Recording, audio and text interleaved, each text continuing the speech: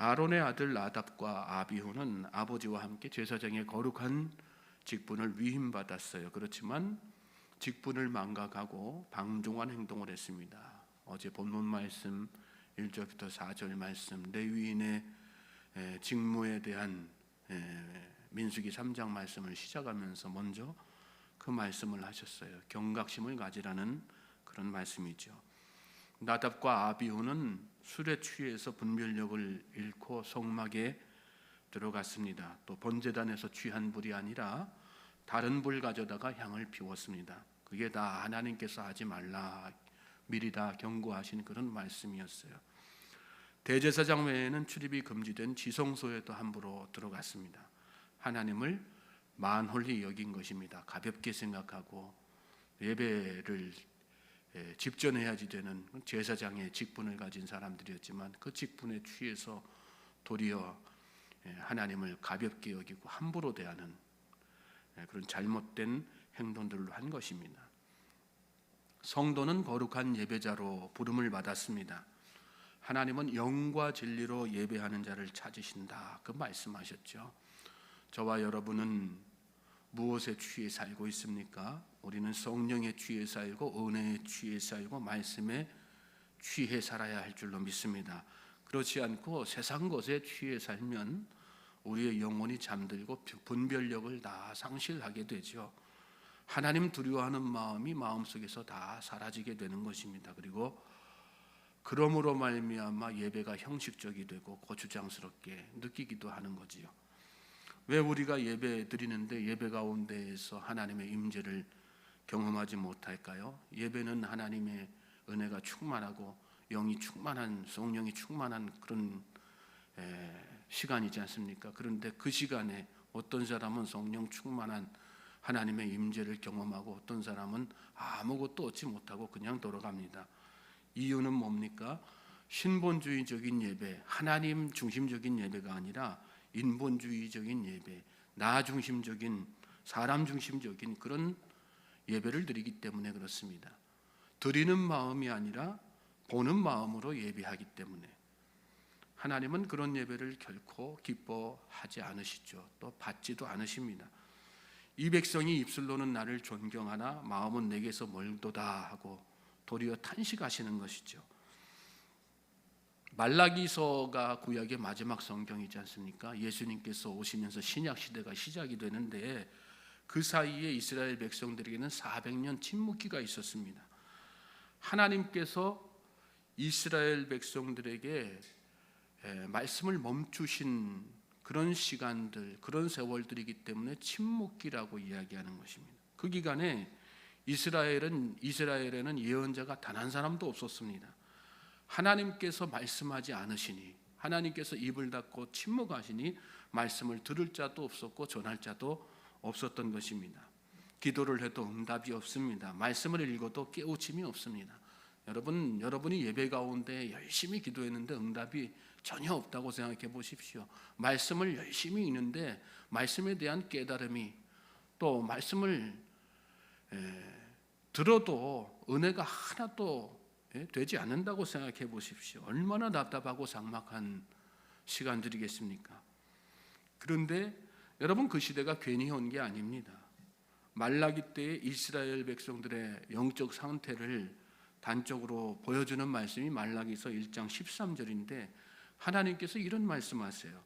만군의 여호와가 이르노라, 너희가 또 말하기를 이 일이 얼마나 번거로운고 하며 코웃음치고 훔친 물건과 저는 것 병든 것을 가져왔느니라. 너희가 이같이 봉헌물을 가져오니 내가 그것을 너희 손에서 받겠느냐. 이는 여호와의 말이니라.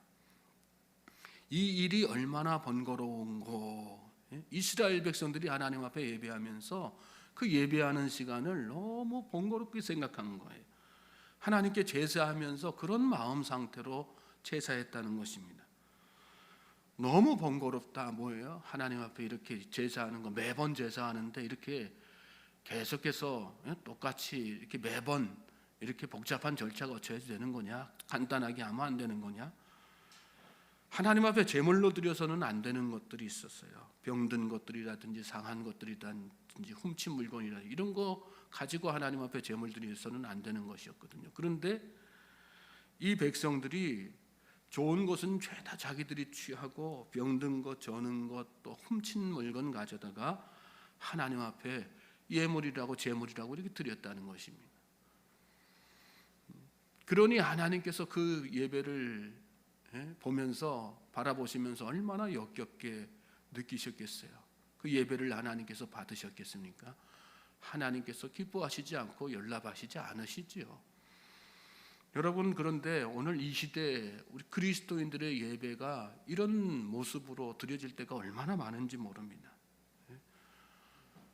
나 중심적인 예배, 하나님 중심이 아니라 나 중심적인 예배, 예배의 시간들을 갖다가 순서도 마찬가지고 모든 예배의 어떤 시간 자체를 번거롭게 생각해서 대충 그 시간 되면 맞춰가지고 예배 잠깐 갔다가 그냥 오고, 그런 마음으로 예배 드리는 그리스도인들이 이 시대에 얼마나 많습니까?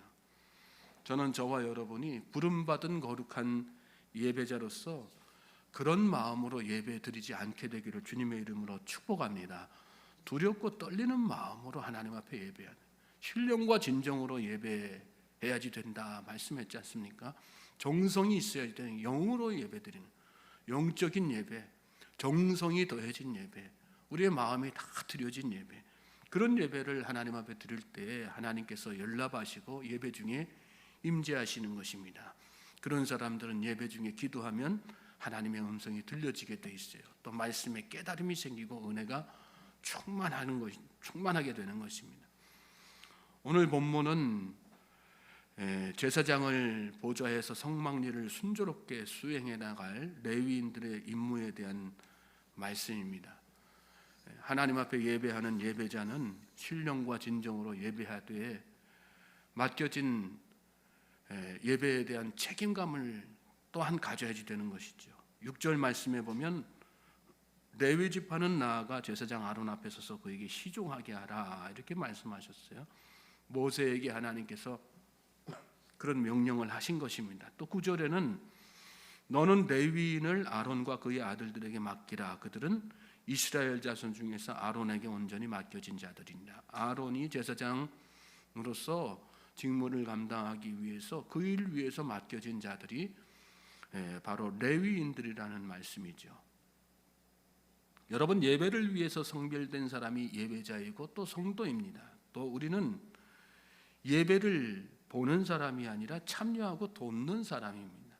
7절 8절 말씀 보시면 그들이 회막 앞에서 아론의 직무와 온 회중의 직무를 위하여 회막에서 심우하되 곧 회막의 모든 기구를 맡아 지키며 이스라엘 자손의 직무를 위하여 성막에서 심우할지니 이렇게 말씀하셨어요. 심우하되 직무 이런 말씀이 본문 가운데 계속해서 반복되어서 나오지 않습니까? 직무가 있어요, 여러분. 또 해야 할 일이 있는 것입니다. 우리가 예배자로서 하나님 앞에 예배할 때 섬김이 있어야지 되고 헌신이 있어야지 된다는 것을 강조하신 그런 말씀이죠. 여러분, 우리는 예배를 구경하러 온 사람, 보는 사람, 관중이 아니고 참여자예요. 또 주관자여야지 되는 것입니다. 그것이 참된 예배자의 모습이죠. 그리고 하나님께서 우리를 예배자로 삼으신 중요한 목적 가운데 하나라는 것을 우리가 잘 깨달아야 됩니다. 그러니까 교회 안에서 아무 준비 없이 와서 그냥 축구 경기 관람하는 것처럼 표사 들고 와가지고 이렇게 들어와가지고 구경하는 그런 차원에서 예배에 참여하는 것은 올바른 예배자의 모습이라고 할 수 없는 거죠. 그러니까 이 예배가 하나님 앞에 정성을 다해서 드려지기 위해서 내가 할 일은 무엇인가? 나에게 맡겨진 직무는 뭐가 있을까? 찾아서 또 교회의 형편과 사정에 따라서 맡겨진 직분에 따라서 다 이렇게 그 일들을 감당해야지 되는 것이죠. 우리는 새 가족을 환영하는 직무를 맡은 사람들은 또 새 가족을 환영하는 직무를 다 맡아서 해야지 되는 것이고, 예배 위해서 봉사하고 또 여러 가지 해야 할 일들이 있는데 반주를 해야지 되는 사람들은 또 그걸 위해서 또 열심을 다해야지 되는 거고, 뭐든지 그 무엇이든지 우리 전체 공동체가 하나님 앞에 예배드리기 위해서 이 예배가 정말 정성 다해 드려지는 예배, 하나님께서 연락하시는 예배가 되기 위해서라면 내가 할 수 있는 일들을 다 참 그렇게 능동적으로 이렇게 참여하고 또 찾아서 이렇게 해야지 되는 것입니다. 그것이 오늘 말씀 가운데에서 직무가 있다, 심무해야지 된다, 이런 말씀 통해서 깨닫게 하시는 것입니다. 또 12절 13절 넘어가서 보시면 보라, 내가 이스라엘 자손 중에서 레위인을 택하여 이스라엘 자손 중에 태를 열어 태어난 모든 자를 대신하게 하였은즉 레위인은 내 것이라. 처음 태어난 자는 다 내 것이면 내가 애굽 땅에서 그 처음 태어난 자를 다 죽이던 날에 이스라엘의 처음 태어난 자는 사람이나 짐승을 다 거룩하게 구별하였음이니 그들은 내 것이 될 것임이라. 나는 여호와이니라. 왜 예배의 주관자로서 또 맡겨진 직무가 있는 사람들로서 그 직무에 최선을 다하고 헌신하고 섬기고 봉사해야 되는 것입니까? 우리는 다 하나님의 소유된 백성, 하나님의 것이기 때문에 그런 것입니다. 하나님의 것이라는 생각을 우리가 마음속에 하고 살 때 하나님을 위해서 하나님께서 기뻐하시는 일이라면 무엇이니 다 하게 되는 거죠. 저는 저와 여러분이 그런 믿음의 고백으로 항상 주님 앞에 나아갈 수 있길 바랍니다. 예배를 드릴 때도 그런 마음으로 나는 하나님의 소유된 백성이다, 거룩한 제사장이다, 나는 하나님의 것이다, 그런 마음이 있어야 기쁨으로 하나님께서 기뻐하실 예배를 위해서 섬기고 또 봉사하게 되는 거죠. 8절 말씀 다시 또 한번 보시면 모든 기구를 맡아 지키며 그랬어요. 지키며. 여러분, 교회를 지키는 여러분 될 수 있길 주님의 이름으로 축복하고 소망합니다. 예배를 지키고 교회를 지키고는 우리는 영적 파수꾼이 되어야지 되는 것입니다. 사단 마귀가 교회를 흔들기 위해서 얼마나 많은 시험을 합니까? 예배를 방해하기 위해서 얼마나 사단 마귀가 악하게 역사하는 호시탐탐 예배를 망치기 위해서, 하나님 앞에 드려지는 예배 방해하기 위해서 여러 가지 영적으로나 또 주변의 물리적인 환경으로나 얼마나 많은 시험을 하는지 모릅니다. 성도는 늘 깨어서 영적 파수꾼으로서 그러한 일이 발생하지 않도록 하기 위해서 최선을 다해야 사는 것입니다. 그러기 위해서 우리가 가장 먼저 해야지 될 것이 뭡니까? 영적으로 우리가 다 깨어 있어야지 되는 거예요. 기도로 깨어 있고 말씀으로 깨어 있고 성령 충만함으로 깨어 있고, 그럴 때 우리가 더불어서 하나님 앞에 드리는 이 예배가 하나님께 영광이 되고 올려지는 예배가 되고 그 안에 하나님의 임재가 충만해져서 우리에게 놀라운 은혜가 있게 되는 것입니다. 우리는 예배자라는 생각을 다시 한번 잘 생각하시고 오늘 하루 우리가 세상에 어떤 환경 가운데 어느 곳에서 무엇을 하든 나는 예배자입니다. 하나님의 소유된 백성입니다. 거룩한 제사장입니다. 나는 그런 올바른 성도의 의식을 가지고 이 하루도 있는 자리에서 그렇게 우리의 삶을 온전히 하나님 앞에 예배하는 복된 우리 성도님들 되실 수 있게 주님의 이름으로 다시 한번 축복하고 소망합니다. 그럴 때 하나님께서 여러분의 삶을 책임져 주시는 거예요. 축복하시는 것입니다. 그리고 복된 삶을 누릴 수 있도록 은혜 충만케 내려주시는 것입니다.